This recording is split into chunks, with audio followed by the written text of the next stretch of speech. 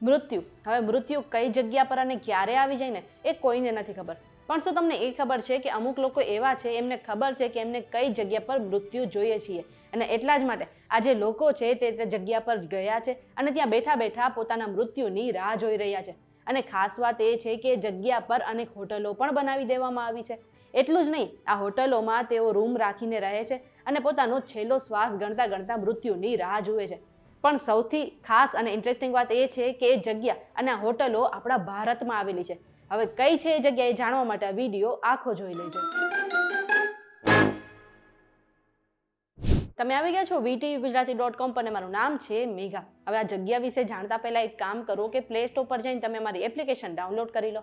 હવે આપણા ભારતમાં ઘણા બધા ધાર્મિક સ્થળો આવેલા છે અને દરેક સ્થળોનું અલગ અલગ મહત્વ છે અને લોકો દૂર દૂરથી આ સ્થળો પર જઈને દર્શન કરે છે અથવા તો બીજી પોતાની મનોકામના પૂર્ણ કરે છે.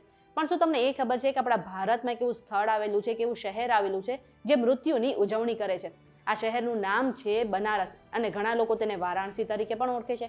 આ જે બનારસ છે તેને શિવની નગરી માનવામાં આવે છે અને એવું કહેવાય છે કે બનારસની ધરતી પર જો કોઈ લોકો મૃત્યુ પામે છે તો તેમને મોક્ષ પ્રાપ્ત થાય છે અને તેઓ સીધા વૈકુંઠમાં ચાલ્યા જાય છે.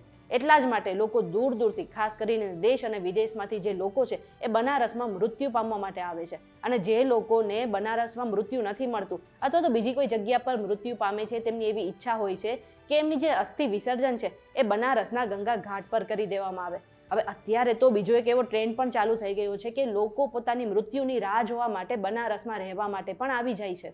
અને સૌથી ઇન્ટરેસ્ટિંગ વાત એ છે કે આવા લોકો માટે, એટલે કે જે લોકો પોતાની મૃત્યુની રાહ જોવા માટે બનારસમાં આવે છે ને, એમની માટે ઘણી હોટલો પણ ખોલી દેવામાં આવી છે. અને આ હોટલોને જ્યાં ત્યાંના લોકો છે એ મોતની હોટલ કહે છે.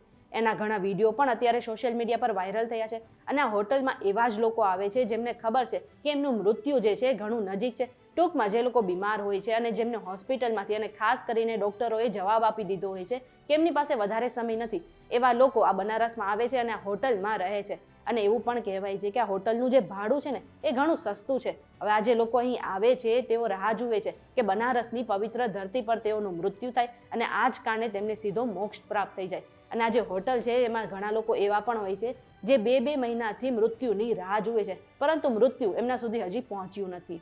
છેલ્લા કેટલાક સમયથી બનારસના ઘણા વિસ્તારોમાં આ મોતની હોટલોની જે સંખ્યા છે એ વધતી જાય છે.